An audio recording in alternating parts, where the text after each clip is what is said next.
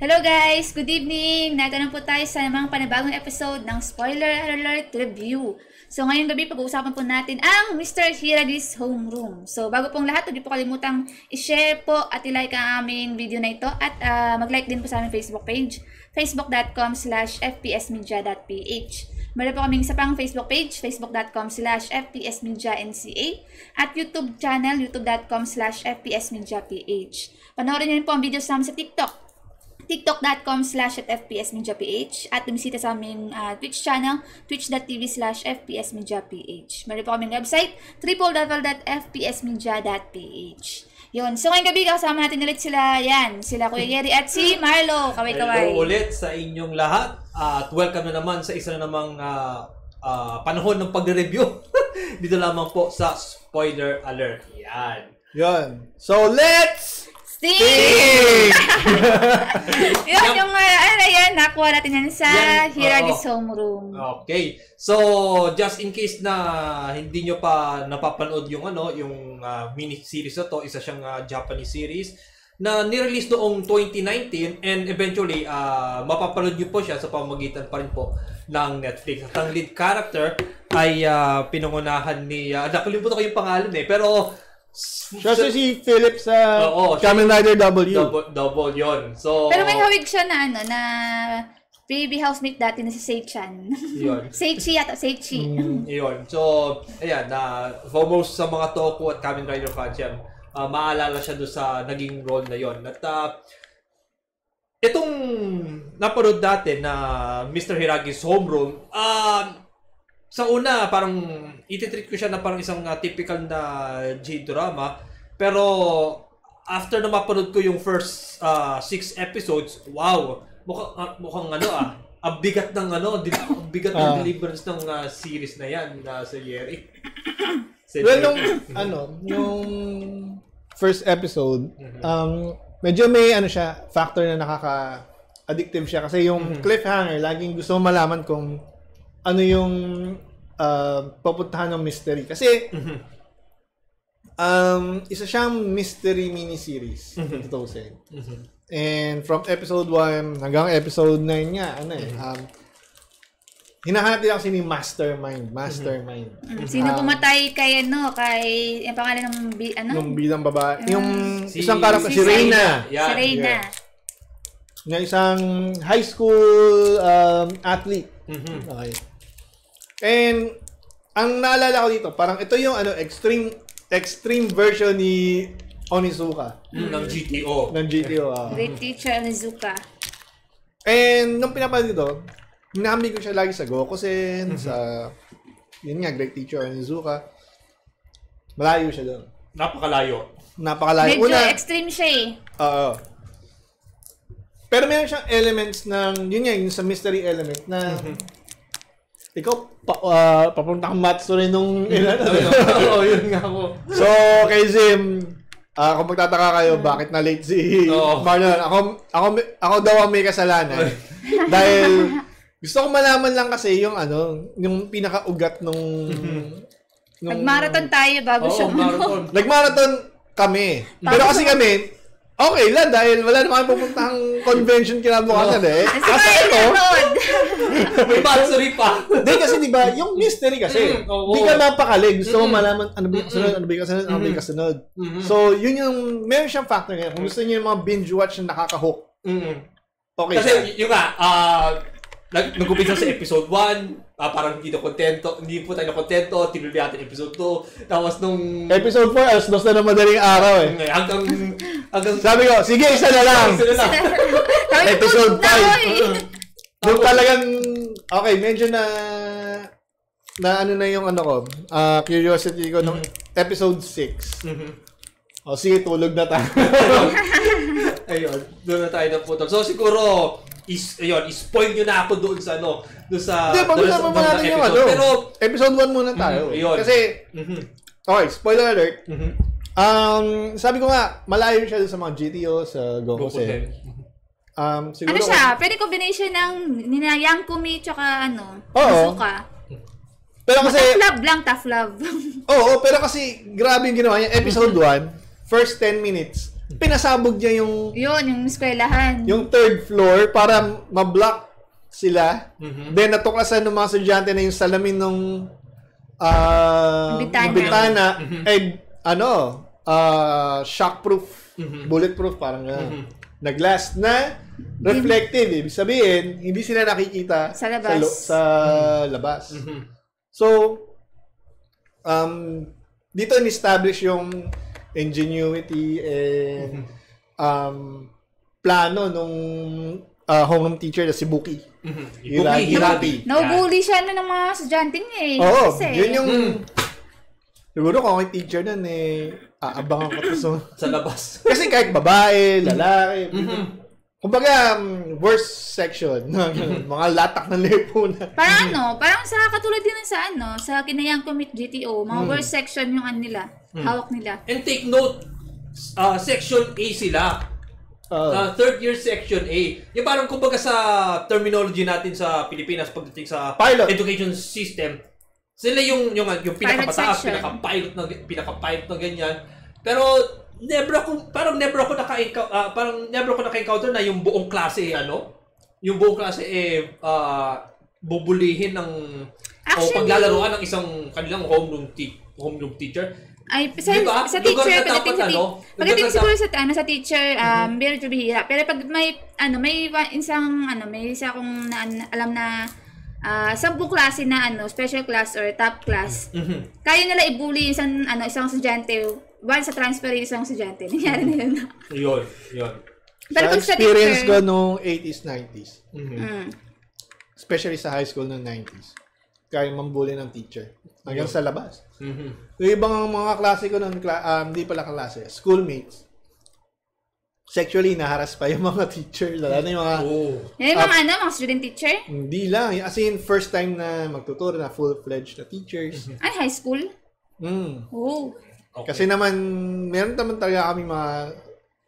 Sabihin natin pang Miss Universe na mga teachers noon noong time na. Ayun. Anyway, nilak ni Mr. Hiragi yung kanyang buong klase sa particular room na yan. Hindi na sila makakalabas, pero lang doon sa kanilang banyo na pwedeng magano. Pero lagyan natin ng background yung homeroom teacher. Isa siyang art teacher. 2 years na siya nagtuturo doon. And 6 months na niyang hawak yung pinagpaplanuhan yung hostage taking. Hinostage niya yung yung klase para lang malaman kung sino yung pumatay kay Reyna. And sabi nga namin, parang siyang GTO. So, dun sa first episode, pinakalat pa rin yun sa social media, yung tinatawag niya na Mind's Eye. Yun yung version nila Mind Voice. Mind Voice. Mind Voice pala. Yun yung tinatawag, yun yung version nila ng Facebook. Or Messenger. And, hindi na ni-livestream niya at nag-demand siya ng ransom sa 50 million na total users ng Mind Voice, 100 yen each. Ngayon, naging sensationalized. And ang cliffhanger nung episode na yun, sinabi nila na meron silang kaklase kasi doon na nag-suicide 6 months before. And itong hostage taking nangyari 10 days before nung graduation. So, ang ni-reveal, yung buong klase kasi parang wala silang namatay yung kaklase, ganyan, wala silang pakialam, ganyan. So, kumbaga, yun ang ni-reveal na si Reyna ay hindi nagpakamatay, kundi na-murder. And, objective daw niya is ilabas kung sino yung yung mastermind. O yung dahilan ng pagkamatay ni Reyna. Pero may may plot hole dun sa yun sa point na yun Pero mahalaman natin sa Pero kasi nung episode 10, ni-reveal na iba talaga yung agenda niya. Pero yung point na yung sa murder, yung sinabi niya ng atong sa murder, parang pag napanood mo na yung episode 10 or natapos mo na yung series, parang isip mo, parang plot hole tong point na to ng sa episode 1 na yun. Kasi may basta may banggitin natin. Kasi nagdahilan lang siya, nagbigay lang siya ng tandaan mo, background pa nung character ay dati siyang special effects and suit actor sa isang tokusatsu production. Which napanood natin yung naging samples ng kanyang work most doon sa naging series. Oo nga, pero nagdahilan din siya, di ba? Pero yung isa sa mga alam kasi yung totoo eh. Ayun. Yun nga. Medyo, yun nga, nagpapalitan tayo ng mga words na yung si Reyna ay nag-suicide, yung pala ay si Reyna pala ay napatay, sino yung mastermind. Pero syempre po, doon sa naging panonood po natin ng series, hindi agad tinumbok kung sino yung mastermind. Kumbaga, hinalukay muna nila yung parang ugat ng pangyayari, which is na-involve ang some of the classmates nga ni Reyna doon sa class 3A. Napaisip nga ako doon, bakit niya gustong palakihin ng malaki bang kalaban, may super malaking yun yung na-build up eh. Akala ko din, nung una kasi padami yung naging naging responsable. Meron pang malaking gang na na-involved. So, parang doon papunta yung storya. Inisip ko natin, hanggang sa top ba to? Sa Prime Minister ba aabot to? Kasi, nung kalagitnaan, na-discover natin na hanggang Minister of Education, may involvement. Kasi may perang involved pala. So, sige, discuss natin. Okay po. Okay. So, episode 2, may binigay na assignment si teacher nung episode 1 na kailangan nilang mahanap kung sino yung nag-upload ng isang video kung saan yung athlete nga natin na estudyante na si Reyna ay nagtitake ng nagdo-doping, nagdo-drugs or performance enhancement drugs. Para, kasi siya national athlete siya, nanalo siya sa nationals noong siya ay nasa middle school. Parang senior high school. Parang hindi. Bago mag-senior high school. So, kumbaga nasira yung career niya, nabully siya online. Then, eventually, hindi siya kinakausap ng buong klase. Yung best friend niya. Pati best friend. Pati yung best friend niya na si Sakura. Yun. Na wrestling fanatic. Yes. Actually, fangirl niya yun na naging best friend niya. Fangirl stalker talaga. To the point na wina-worship niya si Oo. Kung tayo yun, parang stalker, may pagka-stalker. May pagka-stalker na Dami niyang picture ng Naman. Pero di doon tiningnan yung angulo eh. Kasi itong si Reyna, kasi lonely siya. Dahil meron siyang status na athlete siya. Kasi yung isa niyang kaibigan, kinaibigan lang siya dahil sikat siya. Tapos, ginagamit siya para mas sumikat palalo yung sarili. Ganon. Ito naman si Sakura, siya daw kasi yung best version ng sino. So, hinahanga niya. Titingnan niya. And okay na malayo, nasa pedestal siya, tapos hindi daw sa baba. Kasi yun daw talaga ang kanilang. Kasi strong daw si Reyna. So, yun.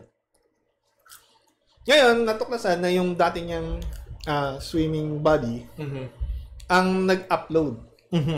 And naglabas ng mga mean comments. And then, ang nangyari?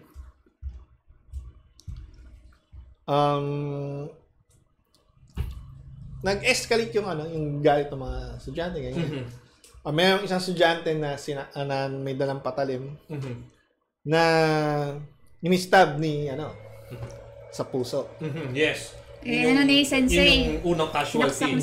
Dahil nga sa hindi pagsagot ng hindi paglabas ng tamang sagot. Tsaka matakay rin siya Inatake niya si Sensei. So, doon naman nakita na, may fighting move si teacher. Pero kung walang nangyaring hostage na naganap, nakakaano rin doon na may dalang punyal yung estudyante.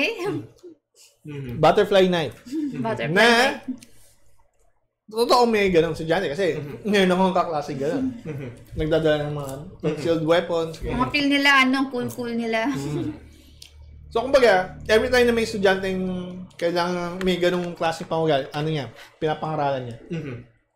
Yes. Okay, episode 3. Actually, madalas nga siyang umiyak eh. Hindi, di pa tayo tapos sa episode 2. Dahil doon sa episode 2 na ngayon, kumbaga, naglabas ng nag-heart to heart sila. In a hard way. Yes. Kasi, still, di pa rin nasagot yung ng tama, yung Yung tanong. So, may consequence na may mamamatay na 5 estudyante. Tapos, di ba, yun na ba yung namili siya? Tapos pinasabog niya yung kwarto kung nasaan sila. Episode 2 din ba nangyari yung yung kay Sakura na parang inamin niya na Hindi, siya? episode 1 yun. Episode 1. Pero nung time Episode na 2, na di ba parang na-disappoint si Sensei dun sa mga klase sa klase dahil parang insensitive sila kay Sakura dahil Yes. parang nagbago si Sakura but in-accept niya yung niya eh. Tapos parang feel ng Sensei, wala kayong naramdaman na siya. Yes. Yung kasi nga parang parang ang naging narrative, ang buong klase ng 3A isisisi kay Sakura. Kaya kung meron man daw dapat parusahan or dapat mamatay if ever na magkamali na sagot, si Sakura. Which is na-figure out ni Mr. Hiragi na hindi tama 'yon. And since nga ang pakiramdam ni Mr. Hiragi mali yung sagot ni Sakura, kaya kinailangan niyang pumatay ng isa nilang kaklase. Doon sa point na yun, yung nung sabi niya, wala ba kayo nanda? Parang doon ko naisip, ay, GTO to. Yang kumito. Kasi nung nung sinaksak na yung estudyante, doon na parang, pero, may something. may twist. May twist. Later yan. Doon sa episode 2, parang may hint na hindi niya pinatay yung estudyante. And tinatago niya.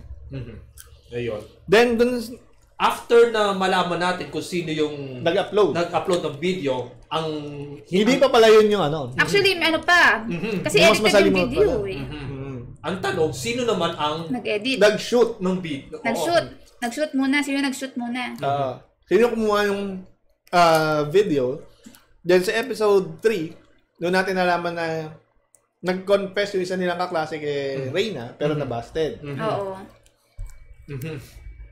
So, ang nangyari, May nag-udyok sa kanya. may nag-udyok. Hindi pa. Kumbaga, siya yung kumuha ng video. Pero di tayo nasahan na i-edit yung video sa Kumbaga yung pagkakasala niya ay kumuha ng video, pero wala siyang ideya doon sa Kung paano gagamitin. Kung paano gagamitin. Yun. So, again, bigyan sila ng ultimatum that day na dapat 8 p.m. masabi ko sino yung kumuha, ganyan, or di umamin. Pero,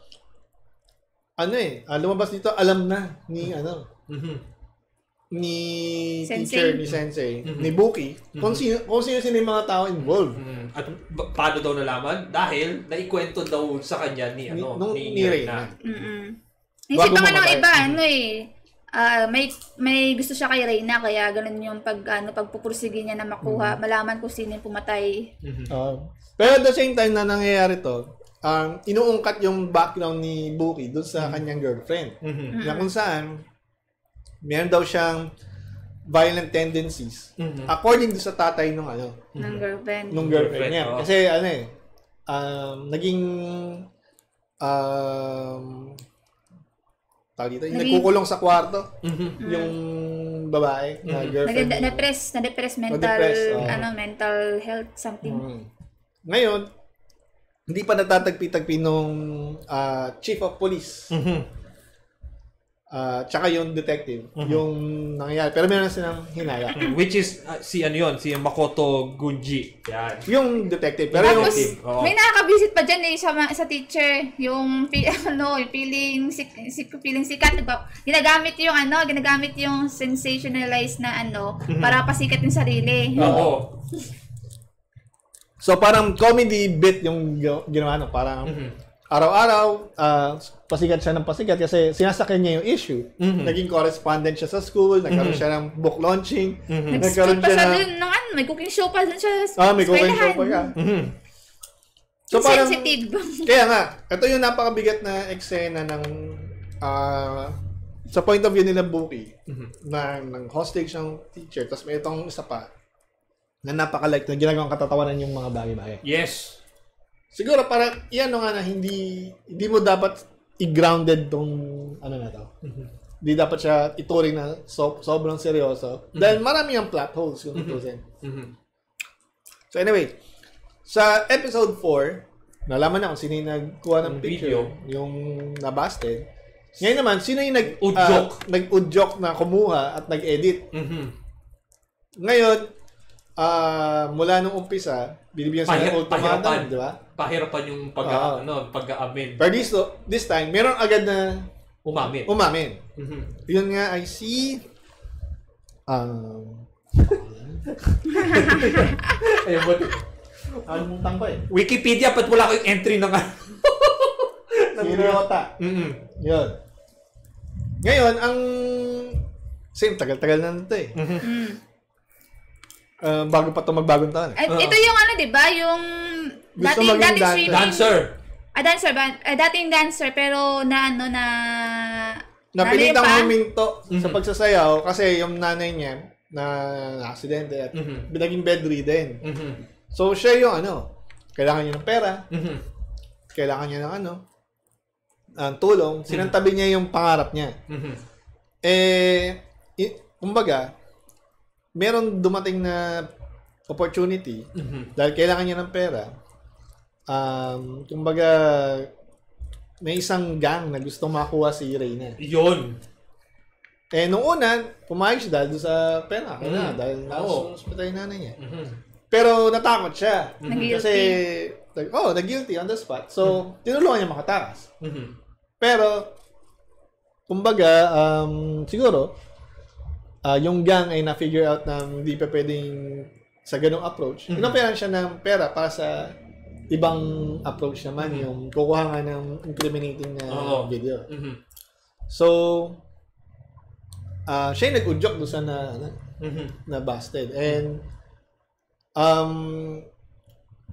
meron daw isa sa earlier episode yung hinahabol na parang pipitsuging gangster, yung pala yung leader ng yung leader ng gang. Which is si Kay. Yung letter pa ng Kay niya, mala Death Note eh. Parang yung Kay ni Kira. Nga eh. Ay, nako. Siguro, aware naman sila na sa pop culture reference yung may dating yung letter na yun. Parang, yung letter ni L pero K. Yun yung ginamit. Parang old English font. And, yun nga. After na may umamin ka agad ng kung sino yung nag-udyok, medyo palalim na ng palalim. Kasi dito na-involve na yung notorious gang do sa na Bells.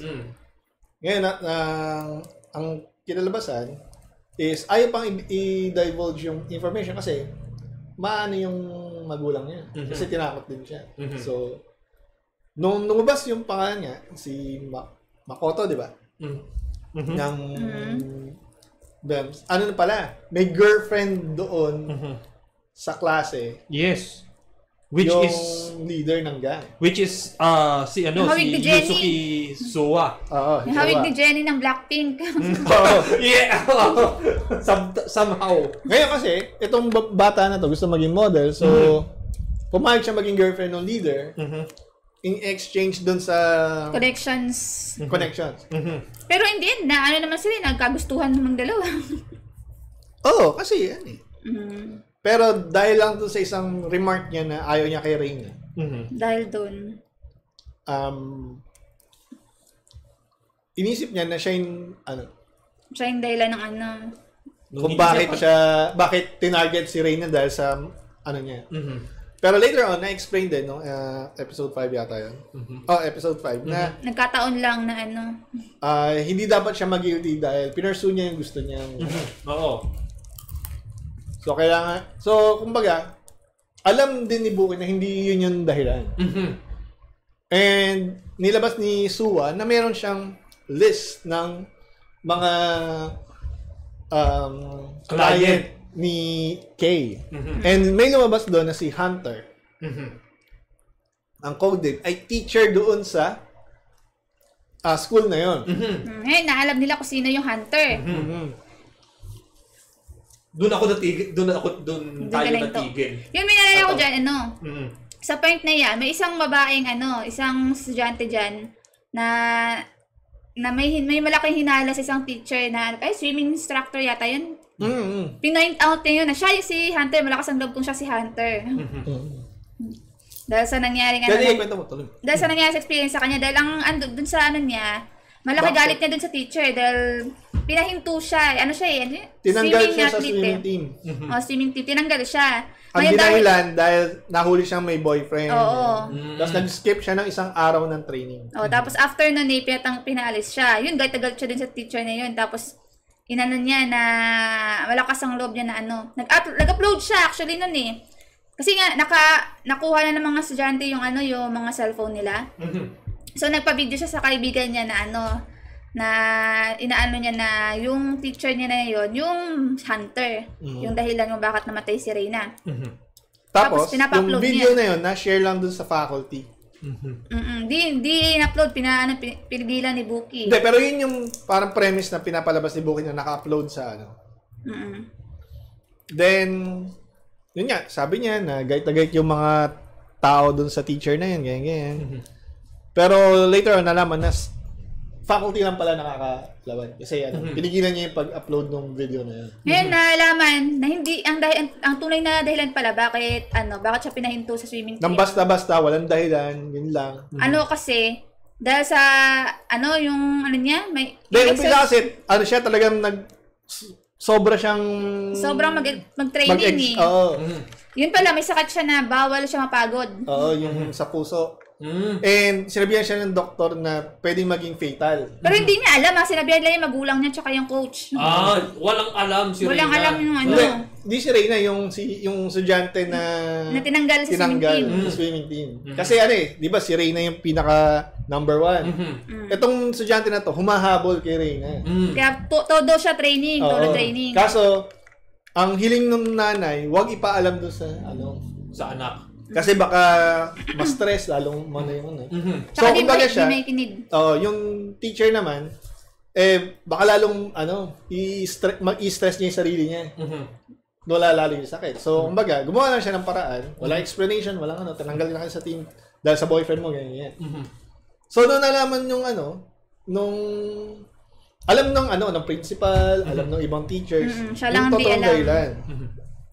So, kumbaga, nung na-explain na yun, sinabi ngayon ni Bu, paano yan? Nasira mo na yung buhay ng teacher mo. Inaano na, binubuli na sa internet, etc. Sabi niya gano'n na paano yan?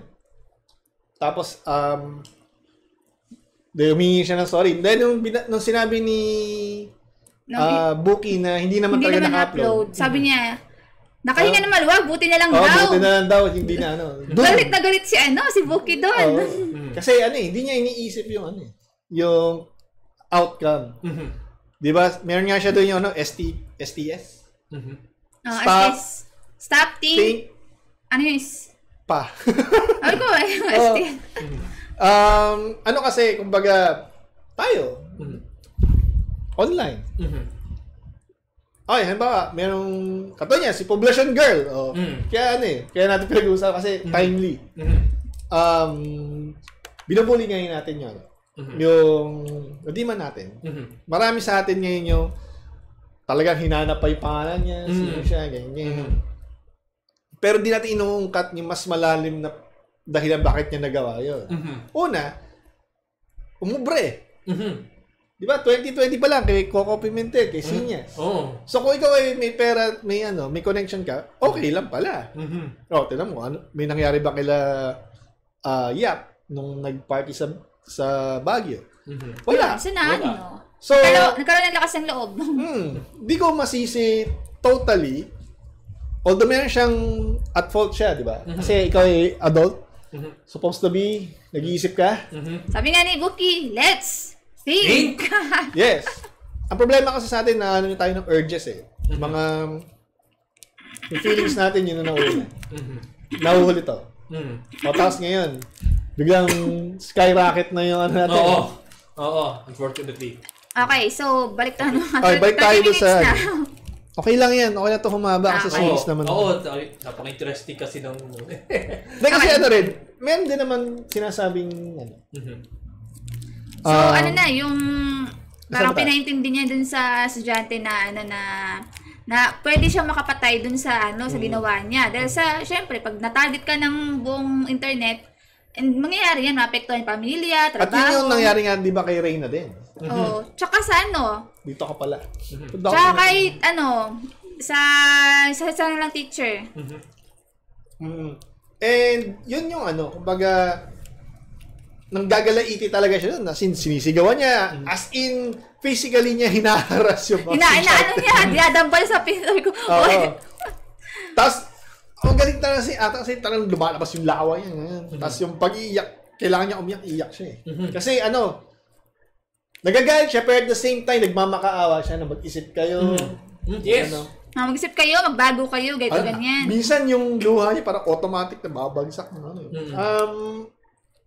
Magaling siya. Siguro yung script lang talagang, diba kasi pag hindi siya grounded. Pero kung di mo rin kasi paniniwalaan yung premise. Pero inisip ko na lang, target nito, bigay ng moral lesson. Hindi na lang iniisip ko kahit may mga plot holes. Kaya hindi natin siya mabigyan ng mataas na grado dahil sa mga bagay na yun. Pero, worth it naman siyang panoorin. Ang target kasi makapagbigay ng moral lesson sa viewers eh. Okay. So, yun yung nangyari. Kumbaga, sino pala yung pinangalanan mo ba yung teacher na yung nasa Di pa. Kasi okay. Nagpakita si Buki ng CCTV footage nung araw na namatay teacher si nung makikipagkita si Reyna doon sa teacher. Hindi pa binubulgar kung ano talaga yung nangyari. Pero doon sa lumabas na video, yung mga netizen tsaka yung mga estudyante niya, nakakita doon ng salamin kung saan nakita yung mukha nung teacher. Doon na at yung teacher na yun yung nakaka-visit na panoorin. Yung feeling si Kato. Yun yung teacher na parang nung una, ang role niya ay para maging comedy. Comedy relief. Pero parang napakasalimuot na sindikato sa loob ng education system. Kasi, ang ginagawa pala niya, nagbibigay siya ng mga referral sa mga sa isang particular na university, sa mga atleta for scholarship. Kahit na hindi niya sure na mamimit yung standards ng So, bigay lang siya ng referrals. Kasi may siya, prosyento. Ito, bigyan ka referral. 10 yung binigyan ko, yung isa lang dun yung nagtuloy. May pera pa rin ako. So, wala siyang pakialam kung after isang semester, biglang mag-quit ng university itong mga estudyante kasi di kaya yung training. Pero nalaman pala, pinilit pala niya mag-quit yung mga yun. Pag hindi kinaya yung hindi naabot yung yung standard. Siya mismo nagsasabing mag-quit na lang kayo. And kumbaga, bigyan niya ng false hope yung mga estudyante. Ang nangyari para sa kanila ni Reyna, hindi niya tinanggap yung scholarship. Kasi sinabihan si Reyna ng ibang mga naging estudyante na ganyan yung modus ng teacher niya. Biniyari pa nga si Reyna eh. Oo, biniyari pa niya si Reyna. Ngayon, itong si Reyna, tsaka yung isang teacher niya, noon ay girlfriend ni Buki, natuklasan yung yung ginagawa niya. So, 2 years ago, kinonfronta ni girlfriend teacher si which is si Fumika Sagara. Kinonfronta ni Fumika itong teacher na yan. Teacher, I think si sige. si teacher Take. Si Takeshi? Basta Takeshi. Na isusumbong sa Minister of Education. So, ang nangyari, lumapit si Takeshi dun sa gang, yun. Para gawa ng fake video itong si Ang fake video niya, dinadala daw yung estudyante sa hotel. Yun. Kasi parang photoshop yung mga signs, ganyan. Ganun yung ginawa rin man kay Reyna 6 months ago. Ang ginawa, yung bote ng kanyang vitamins. vitamin supplements, ginawang tatak ng doping drugs. Yun. Parang ganun yung ginawa. So, na-figure out ng mga estudyante, ang galing nga dun na imposible sa editing. Parang gawa ko nga ng production. Okay, sana kung may ganun. Kasi nangyari parang, eto na yung finish na video, makukuha pa nila yung raw na nasa pinagpatungan ng effects. Hindi mangyayari yun sa totoo. Oo, kasi mangyayari kasi sa mga nakakaalam sa Photoshop tsaka sa mga videos. Sa After Effects. Buburahin nila yan. Pag pinatungan mo kasi, wala na yun. Pero okay lang yun. For the sake of Isipin na natin high-tech yung nila, gadgets nila. Laptop lang yun, ha? Kahit di mangyayari yun sa... Never. So, anong nangyari? Nalantad yung mukha. Ay, pa lang, di ba? Nalantad yung mukha na. Nag-resign si Fumika doon sa school. And hindi na makalabas kasi na siya Nasa kahihiyan nga na na doon sa fake hindi actually sa depression niya. Depressed siya. Kasi binuli rin siya sa online. Ng mga Yung premise ba yung premise ba na itong si Ibuki ay yung naging marahas siya kay Fumika? Hindi. Siya? Hindi, ganito. Later on, natuklasan na yung police chief, kasabwat niya, and yung tatay ni Fumika. Okay. Dyan, pumasok siya dun sa eskwelahan, naging teacher siya para malaman kung bakit naggaganon si Fumika. Ganito kasi din yung nangyari. Nagtatrabaho siya sa isang Super Sentai... Stuntman. Hindi na stuntman. Siya din yung Suit actor, special effects, and may input siya sa story. Yung sumisikat doon na yung Phoenix. Tsaka yung Let's Think na galing pala doon. Part siya ng creative team. Ngayon, ipapasa na sana nung main suit actor yung sa susunod nilang project na siya naman yung maging suit actor doon sa na yun. Kaso, kasi laging villain yung role ni Ibuki. Oh, yes. And passionate siya doon sa mga ganun. Kasi gusto niya mag-impair ng moral lesson. Pero natulasan niya, meron siyang sakit, cancer. Yun. Na nung kabataan niya, akala niya gumaling na, nag-relapse, bumalik. Particular cancer. Ano yung cancer niya? Di nabanggit Hindi, binanggit. Particular, nakalimutan ko na. Hindi nakalista Sa bilang na buhay niya. Pero binanggit naman na... Pero siguro, mapapansin siguro sa series na may iniinda siyang back pain, sakit sa likod. Ilang beses na siyang binugbog ng mga estudyante niya dahil doon. And meron na lang siyang 1 year to live. So, kumbaga, binadali niya yung kanyang sariling plano.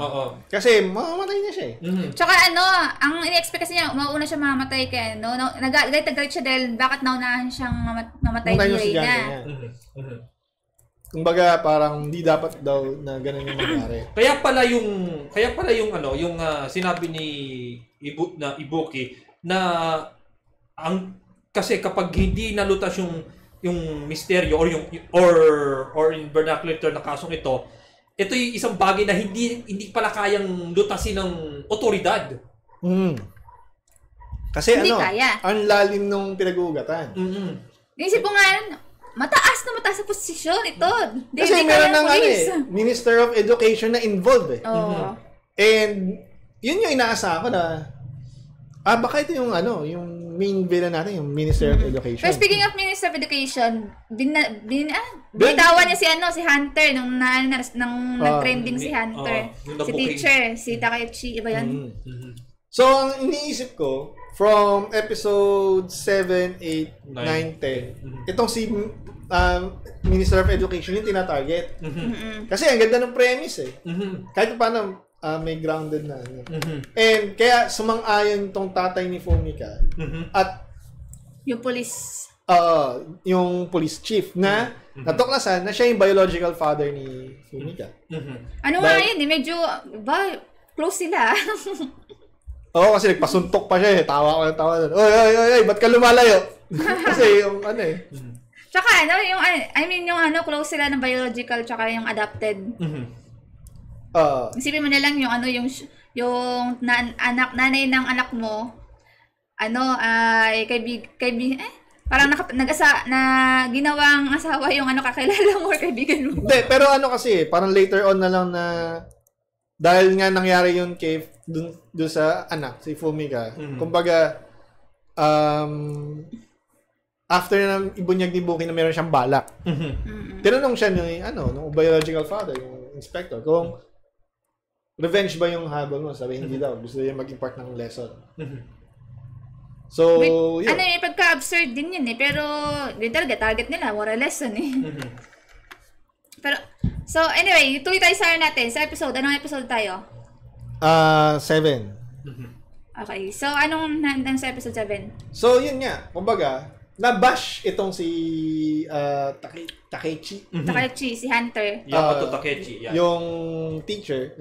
And yung thing na nag-gather niya from start. Nasira. Naglaho lahat. Magmula dun nag-umpisa yung hostage crisis. Binitawan din siya ng Ministry of Education.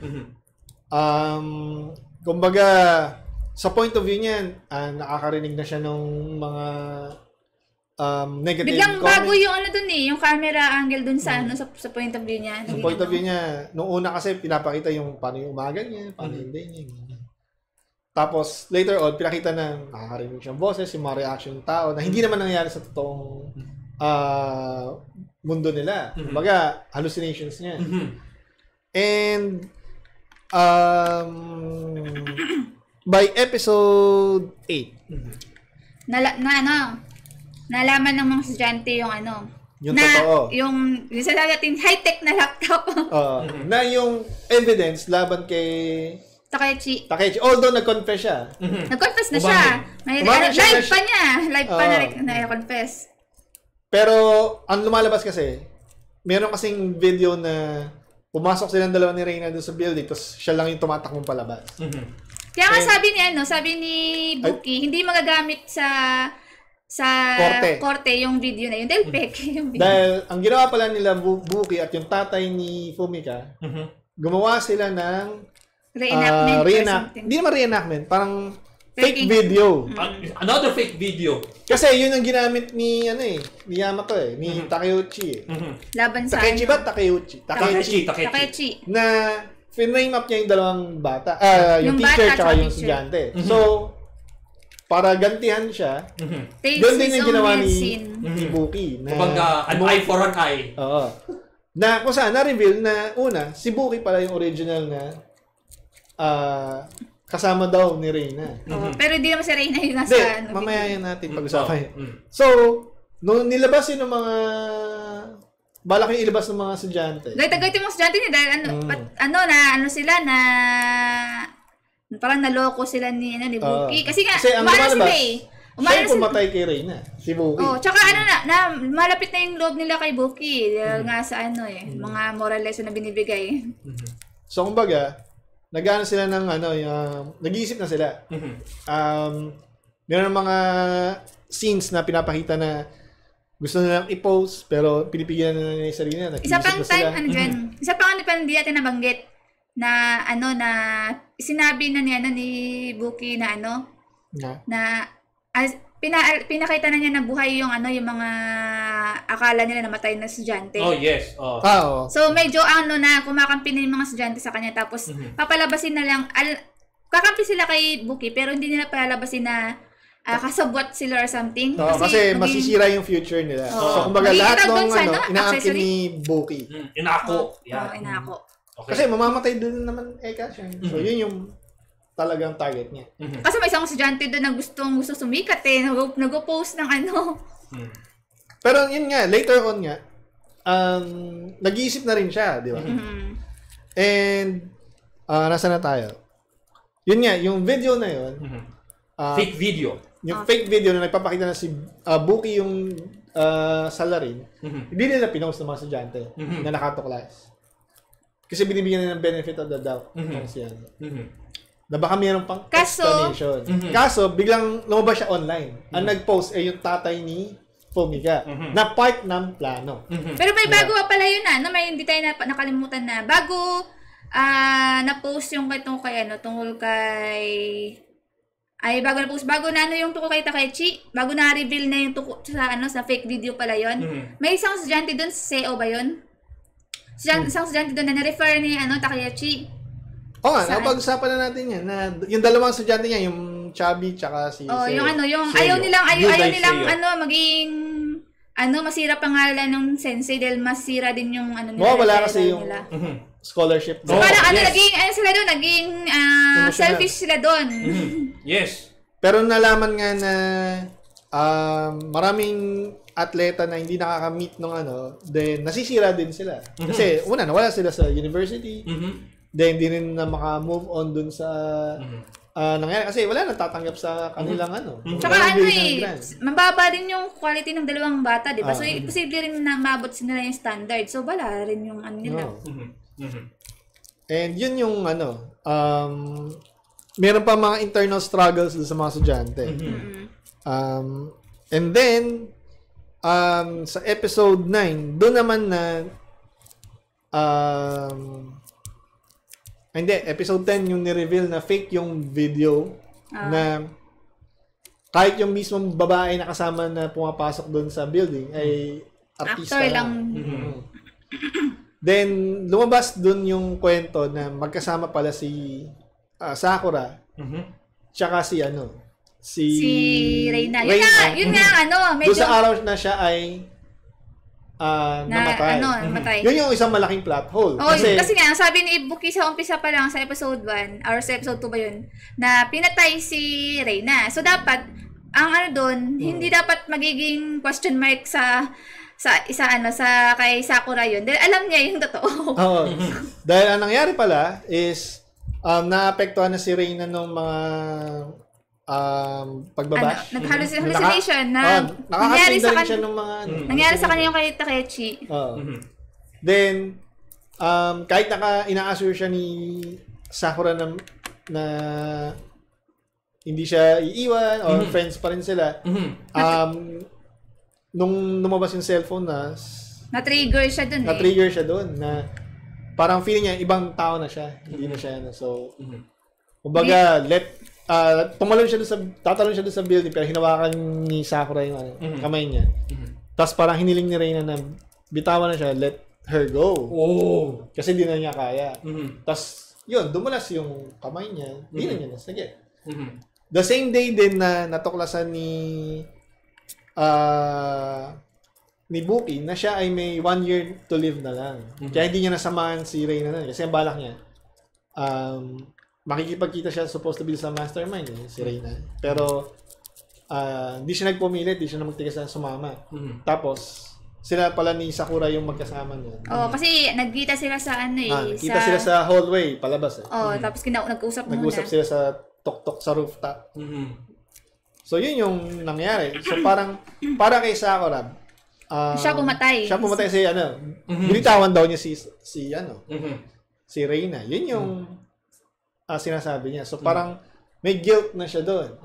So yung episode 10 ay dedicated daw para i-save si Sakura. Ang premise kasi ay nilabas niya yung sino ba talaga yung kinakalaban nila. Sabi ko kasi from episode 1 to 9 medyo solid siya, ma-entertain niya kasi gusto mo. Episode 10 biglang sa point of view ko bumagsak yung kasi ang tinutukoy pala nila ang pinakaugat ng problema ay yung netizens. Yung mind voice. Social media. Kinompronta sa live. Inaway niya live yung audience niya. Inaway niya yung audience. Kumbaga, sinabi niya na kayo yung kasalanan. Kasi type ni... Inaalala ko pa nga nun kasi dahil naka-live siya tapos sa rooftop. Mamaya, baka ang gawin niya para mapag-guilty yung audience, tatalon siya. Di ba medyo suicidal trigger yung pag may video. Pero hindi naman pala. Pinatay naman pala niya yung... Pinatay naman niya. Tapos, nung nasa rooftop na rin si Sakura, parang... Hinintay niya talaga si Sakura dun tapos na yung ko. Tapos doon naman niya gusto mong pakamatay. Then, bago siya tuloy mahulog, nahablot pa siya ni Sakura ulit. And kasama na niya rin after yung buong school. Buong class.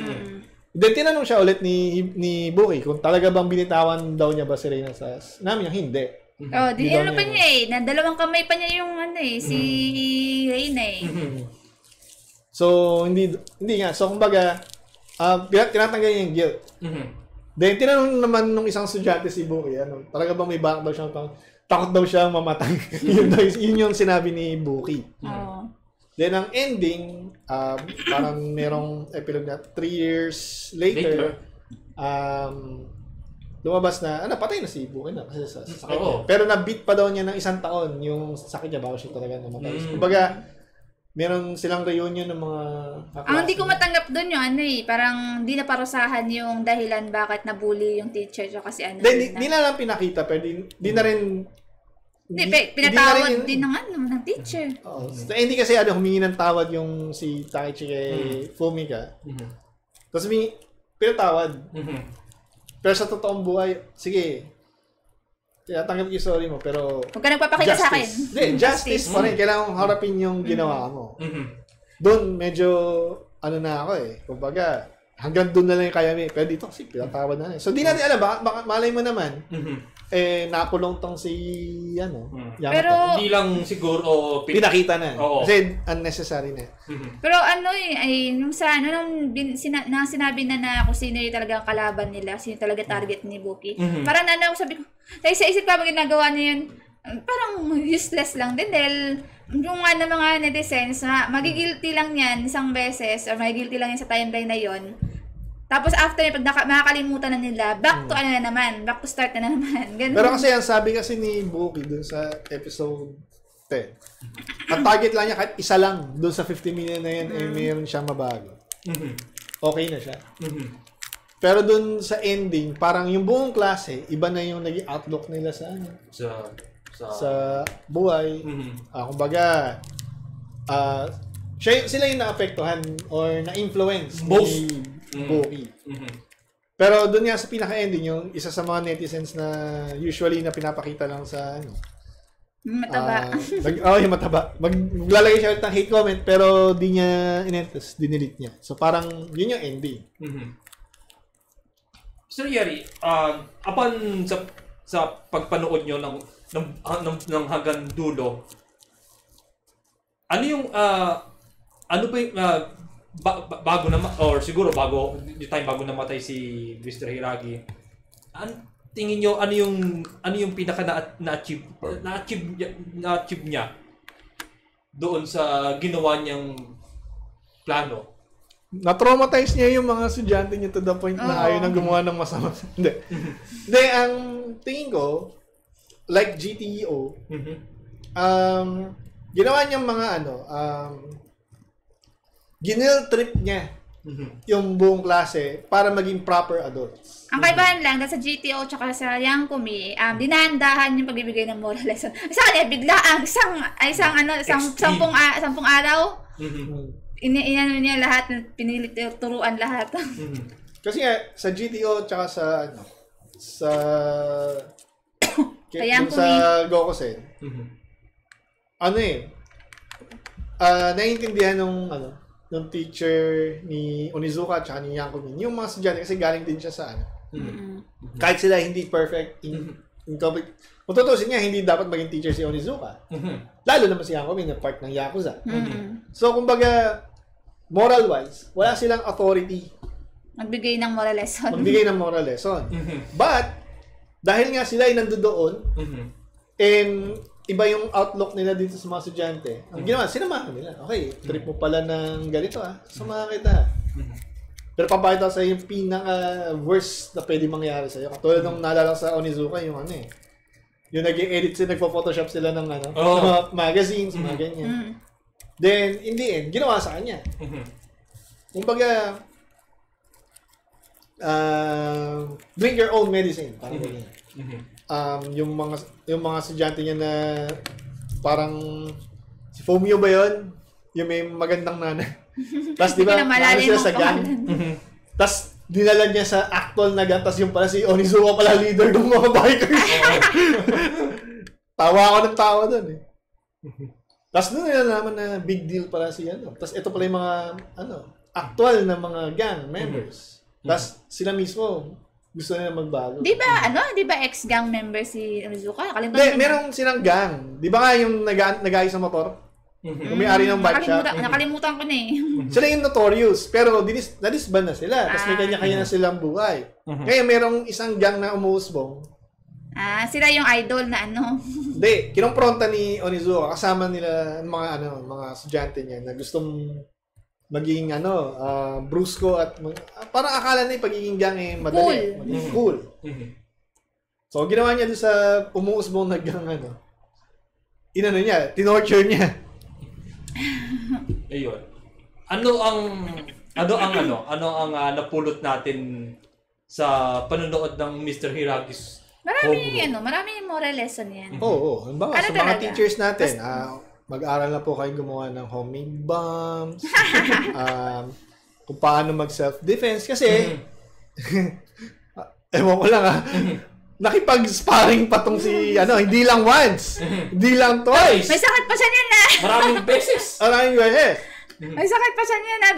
Nabugbog na siya ng mga estudyante niya. Kaya nga. And paano gumawa ng mga prosthetics. Para turuan ng leksyon yung ating mga kabataan.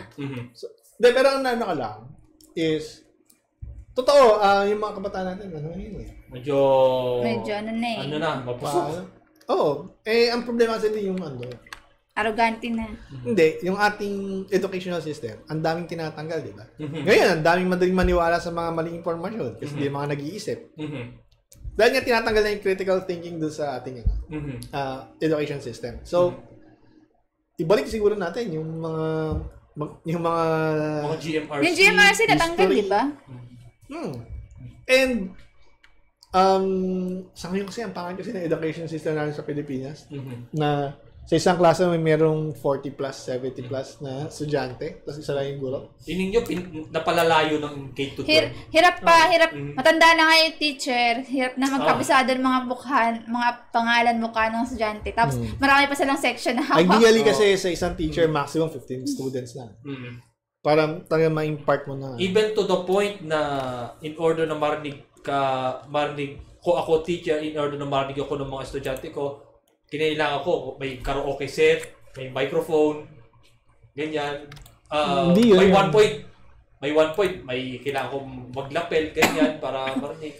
Pero yun nga, ewan ko doon sa era ko bilang high school student, maaari siguro pasaway ako in one way or another, pero syempre, yung parang yung sukdulan ng hirap ng teacher, yung magigit, makakaramdam din ako ng guiltiness. Ayun. Ang problema ay yung mismo society. Halimbawa, di natin dinidemand kasi na i-improve yung educational system. Kapag sinabi na dagdagan ng sahod ng mga guro, kayo, lefties kayo, komunista kayo. Shit. Pero kapag dagdagan ng baril ang mga ang mga bombero. Actually, nung naging teacher mga kapatid ko, doon ko nalaman na walang hiya bago pa nila makuha yung yung unang sweldo nila, ang dami muna nilang utang dahil sila pag umagistar pala ng pampaganda sa classroom, pampaganda ng upuan, etc. Just ko gumagistar. Yun nga, kailangan ng mga PTA. Pati yung pag yan dahil ako na may teacher, ako di gagas, bomba na ilalagay ko dyan. Kaya nga minsan nga, di ba, nagreklamo tayo, dami namang singil ni teacher, di ba may singil lagi na pambili ng ganito ganyan sa eskwelahan. Yun pala pag hindi tayo nagbigay-bigayan dun ng pera, si teacher yung sasalo ng gastos. Walang bigay yung abono ang tawag doon. Ito nakaraan 2 taon. Saan umasa mga teacher sa module? Donation ng papel. Tsaka yung tawag doon? Yung sa eskwelahan na Brigada eskwela. Brigada eskwela, yun pa wala. Gastos din pala nila yun. Walang yun. Kasi nga, hindi priority ng pamahalaan ng ang priority nila, armahan ng mga bombero. Dinoble ang sahod ng mga pulis. Kaya pala, lahat ng mga teacher lagi may utang, Yes. Well, yun. Masakit na katotohanan. Tapos, syempre, Pagdating sa bahay, mag-ano pa. Oo, tama. Siyempre, ang mga teacher, mostly mga magulang din yan na kailangang magtaguyod, turuan din yung mga anak nila. Tapos yung masakit in one point in time sa ating bayan na parang madali para sa ilan or ng ilang tao na i-revoke ang lisensya ng isang teacher nang dahil lang sa isang pagkakamali. Pero pag police, nilipat ka lang ng Nililipat ka lang ng destino. Ayun. So, ayun. Overall, how do you find itong J-drama na to? Do you find 2.5 out of 5. Plot-wise, medyo siya, marami siyang plot holes eh. Pero kung pag-iisipan mo siya sa moral lesson. Kung pipilitin mo, kung moral lesson lang may enjoy mo siya episode 1 to 9. May enjoy mo naman siya pag Ako 1 to 6. Tsaka magagaling din yung actors. Magagaling din yung actors eh. Yung yung madadala ka. Okay. Ako, from episode 1 to 6 lang, bago ako natulog, ang bibig ko ay, wow! Wow! Kumbaga, lalo na kung umabot ka sa episode 8. Siguro, bihira lang siguro sa atin, siguro sa history ng spoiler alert na makapag-review ng isang Japanese content, but what way to review a Japanese content than itong pinanood natin. Yun nga, ang hirap din niyang bigyan ng rating kasi nga, hindi mo siya, kung hindi siya ganoon kaganda. Pero yung messaging niya na yun nga, by episode medyo in your face. Pero yung mystery kasi gusto mo malaman eh. Parang sapat na siya, parang sige panoorin niyo kasi meron kayong makukuha, meron kayong mapipiga. Pero hindi siya ganun ka taas yung yung story wise Pero maganda na rin para nasa gitna nga lang ako eh. Hindi siya ganun kapangit, hindi siya ganun kaganda. Pero pwede mo pero siya okay lang siya. Pwede mo siya ipapanood sa mga sa mga gusto mo bigyan ng lalo siguro palagi ko pwede itong ipanood sa mga teachers. Sa mga teachers, yan. Paano mang hostage? Oo. Lalo na siguro pag time talaga na yung face-to-face classes, pwede na. release 2019 ba yan? 2019 siya pinalabas sa Japan. Ano pala to, hindi, pandemic na pala, na-start 2019 na mismo eh.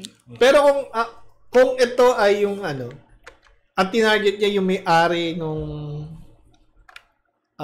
teka, ang init pala. Nakapatay ba? Pinatay mo eh. Visit ka eh. Kasi itong si Senyowi nakatira yan sa sa araw eh. Kaya sanay siya sa mainit. Anyway, kung ito siguro, ginawa konting grounded na, sige, nang hostage siya ng kinarate niya yung mga estudyante niya. Pero ang tinarget niya na pinakamalaking mastermind pala, yung may-ari nung yung developer nung social media platform. Na kumbaga, ngayon kasi tayo, di ba, gusto natin trending, gano'n. Gano'n kasi pinatrend niya talaga yung situation. Kung meron parang pinalitan niya yung isang character doon na yung Ministry of Education. Ginawa na lang niya CEO kunwari ng Facebook. And then, yun yung kinumpronta niya. Ikaw yung Kung sana ginawa ikaw yung may paraan. authority, may kapangyarihan ng mga gano'n. Kung sana ginawa mo paraan na i-block ng mga itong mag-filter ng mag-filter ng content, content, ng mga hate comments, mga although mahirap appropriate words. Dapat yun, nagawa dapat yun tungkulin bilang isang isang nagpapatakbo ng social media platform. So siguro ang tingin ko diyan is yung character ni yung pag-hype nitong si teacher na isa. Kung si Takechi. Meron parang kasi ang daming sinayang ng mga sub-characters like yung TV, yung news and yung mga news anchors, yung mga, ang dami nila kinuha side characters na wala na parang side characters na dadaan. May isang side character na gusto ko, si yung nag-suit actor. Oo. Natulog sa Na sana parang itong dinedicate na merong isang central figure na, okay yung trend, di ba, nag-demand siya ng ransom. Sige, patulan natin. Hindi na rin siguro kasi trending hindi na siguro na-rate kung anong ginawa ni Mr. Hiragi dun sa binalik daw yung tipo. Kasi ang tinatarget niya talaga pala from the very beginning yung 50 million na user. Tingin ko wala kang mapapala dun Kasi kailangan mo majority sa kanila mag-agree sa'yo.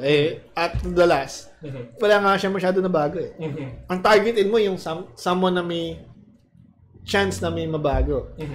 Na tingin ko, pwede rin naman kasi ikaw ay teacher na bibigay ng lesson sa isang adult. So, kumbaga, lahat kayo student.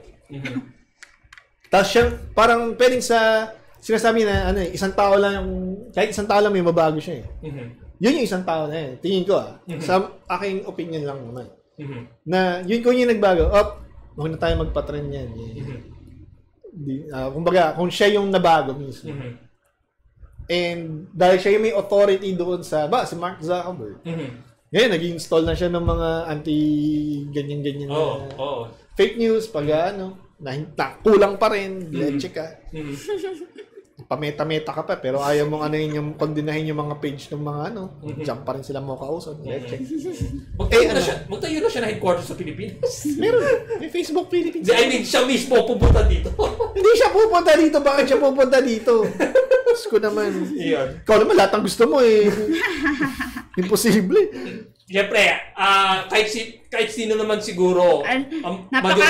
Masyadong maliit ang Pinas para sa mapansin niya. Pero, yun nga, siyempre, yung kalagayan natin ng Pilipinas at 5 months from now, roughly 5 months from now, yun. Kulang 5. Kaya, yun nga. Okay, pero itong Hiragi's Homeroom, recommended ba? Nare-recommend kong panoorin nyo, pero hindi ito yung recommendation dahil sobrang ganda niya na. Parang How I Met Your Mother. Mula season 1 hanggang last episode ng season 9. Okay tas yung last episode talaga yung may butas na mawawala yung enjoyment pag gano'n. Pero it's saying something and it's worth listening to. Pero yun nga. Yun lang yung verdict ko. Parang okay siya. Pero hindi siya yung sobrang mataas ang sir. Nasa gitna lang ako. Ikaw sa inyo. Ikaw pala. Ako, yung para yung parang yung awareness mo, self-realization din na dapat ito ang takbo ng lipunan natin. At hindi tayo pwedeng mabuhay sa paghuhusga ng hindi kinikilatis, mga ganyan. Yung alamin mo dapat ang kwento ng isang side, makinig sa both sides, yung ganyan. Pero talagang kung sa totoong buhay, kung merong isang tao na handang isakripisyo yung katawan, buhay, kalusugan, para lang maituro sa lipunan yung actually bilang na buhay niya kaya wala na siya aral na dapat natin matutunan. Etong tingnan nyo. Recommended siya as pag nabibigyan ng moral lesson. Basta wag niyo lang isipin yung plot holes. Wag niyo seryosohin yung mga plot hole dahil hindi mo masyado ma-enjoy pag masyado mong iniisip 'yan.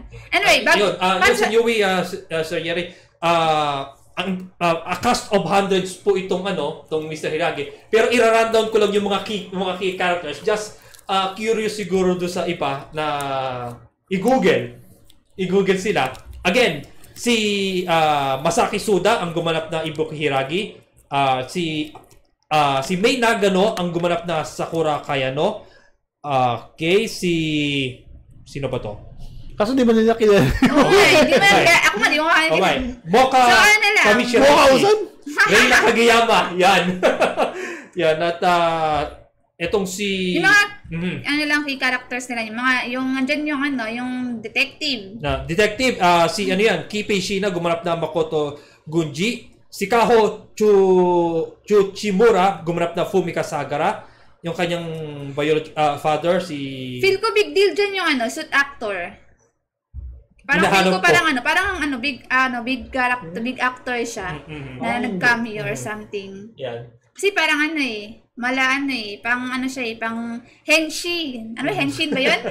Ayun. Sa totoong buhay, sa totoong industriya ng tokusatsu, syempre kung may gumaganap na actor actresses, on this case nga doon sa W, meron talagang mga tinatawag na suit actors. 'Yun, which is mas tumatagal sila sa... Pero talaga, di ko talaga makakalimutan dyan yung yung hawig ni Jenny. Hawig na hawig talaga eh. Tsaka yung si Buki na hawig ni Seichi na PB housemate sa Ayun. Ayun. Mag-google ko yung ilan sa mga So, sa ating mga viewers, gaya nga na sabi ng Buki, let's think! Yeah. Yun na natin doon eh. Kala ko let's think yun SYNC. Yung pala think kasi nga Japanese yung TH nila S. Hirap sila sa TH. So, kung meron kayong mga gustong panoorin or reviewin or may mga suggestions kayo, comment lang kayo below. And huwag niyo pong kalimutan i-like ang aming Facebook page, facebook.com/fpsmedia.ph. Meron din tayong isa pang Facebook channel, facebook.com/fpsmedianca. At meron po kayong YouTube channel, youtube.com/fpsmediaph, Twitch channel, twitch.tv/fpsmediaph, at TikTok, tiktok.com/fpsmediaph, at website, www.fpsmedia.ph. Ako naman, follow me on my Twitter and Instagram account at Anime Kabayan, at mag-subscribe po kayo sa Anime Kabayan YouTube channel, like and share, ring the bell also. Yan. Yun. So, worthwhile na panoorin. Isang oras din tayo doon. Oo. Kasi series mahaba. Oo. Again, in one way or another, good watch siya. Panoorin niyo siya sa Netflix. Of course. Yes, hanggang sa susunod na review ng Spoiler Alert. Yes. Maraming salamat po. Goodbye. Di ba na tayo sabay-sabay? Pambira. Ay, gomen, isa pa. Okay na yan. Oo. Okay. Bye. Let's